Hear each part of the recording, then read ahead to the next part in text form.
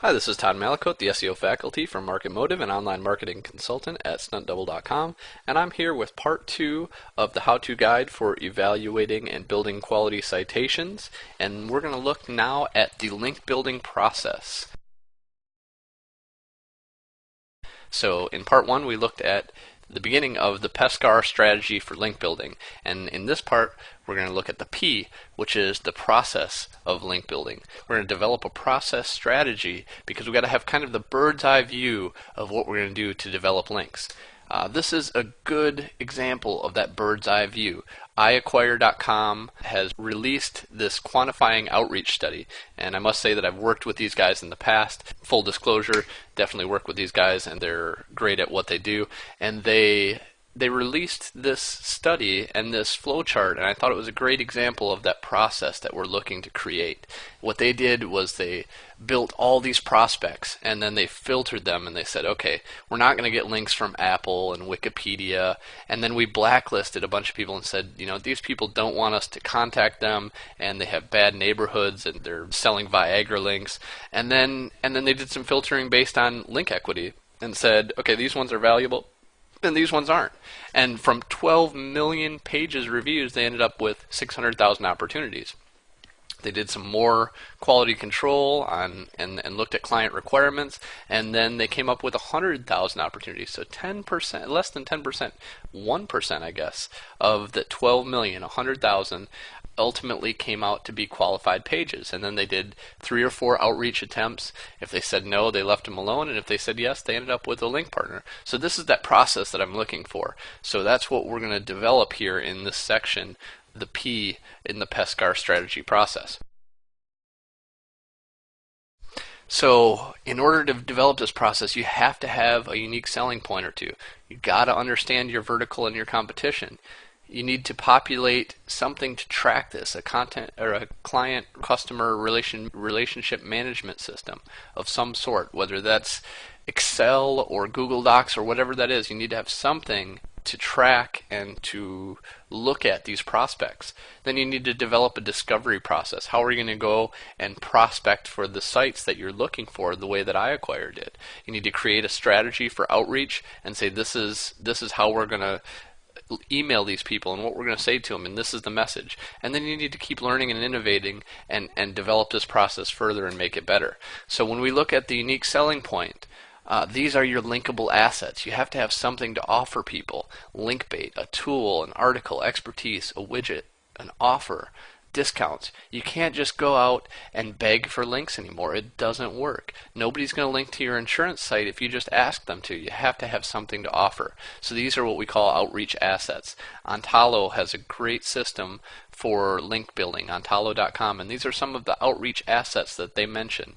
You know, content, resources, being a guest blog or RSS feeds, offering your expertise through podcasts, videos, or interviews. If you're in the local area, offer to sponsor things, don't give donations and ask for a link, sponsor local events, or just cash incentives or discounts. All of these things work, but it's something to offer because you know those links are valuable and you need to give somebody something to give you that valuable link in return.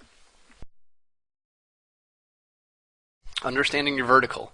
Start with watching the videos on COB analysis and understanding COB analysis. You need to identify a handful of competitors. I'm working on MiamiFishing.com right now, and I need to look and find those competitors. So Mark the Shark is right up there in the top competitors.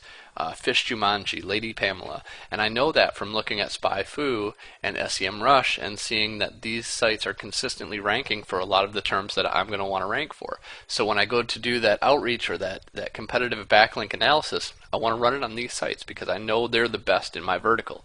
And finding the best ones in your vertical and respecting those competitors is important. And you're going to do that through SEMrush, SpyFu. SEO Book has a fantastic competitive analysis tool built on SEMrush data that you can use. All of these you really have to take in and say, okay, here's my top 5 or 10 competitors, and these are the ones I'm going to look at when we're doing competitive backlink analysis. Populating your CRM system. You have to be consistent, you have to track, you have to have quality control, and most importantly, you just need this baseline information, some place to track this stuff. I suggest Raven Tools, BuzzStream, LinkDex. used BuzzStream in their study and as a whole for their process. All of these tools are very good, and there's some other ones, some custom ones, but these are the most turnkey solutions for that CRM system at this point. And the way that you're going to do that is go to Open Site Explorer, which is really among the best free tools at this point for looking at your backlinks or a competitor's backlinks, and you're going to export as a CSV. You can get this data from places like Bleco, Bing. Yahoo Site Explorer is where we used to all get this data, but they have since killed off backlink analysis, and Google doesn't give you good backlink information, so we need to find other places to get this. Open Site Explorer is my place of choice, and you're going to export that CSV file, and then you're going to import it to some place like Raven Tools. This is what it looks like. You're going to import that CSV file, and then you have all this information in here, and you can do link types, you can check off when you've last requested a link, you can schedule follow-ups and budget for different types of links. So this is what you really need to have, is a system to say, okay, we need backlinks, we know we need to track some of this stuff. This is the solution that you're going to use to track that. You're going to add link records, but you need to get that baseline information and pull in that original CSV file and say, here's all the links we have already, here's where we need to go. And this is what the interface for LinkDex looks like. Really nice system. All of these are very nice systems. You're going to want to test each of them yourself. Most of them offer free trials, and you can give them a shot. You're going to need some paid tools for link development. That's just a fact. There are free tools out there, but you're going to need to cobble together a bunch of free tools, and by the time you do that, you're going to waste so much time that you'll be happy that you just went out and purchased a free tool and used one that did everything for you. So the process, you're going to continue to need to develop a prospecting process, and we'll look in very deep detail at link prospecting and all the tools and queries that you can use there for link prospecting.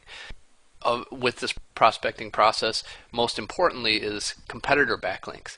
Common competitor backlinks is a great place to start, because you know that if somebody linked to 4 of your competitors, they're probably looking for content just like yours. And then you look at those top ones, and it's like cherry picking. It's the easiest links you can get, the most valuable links you can get, and it's the best place to start when you're just getting started with your link campaign.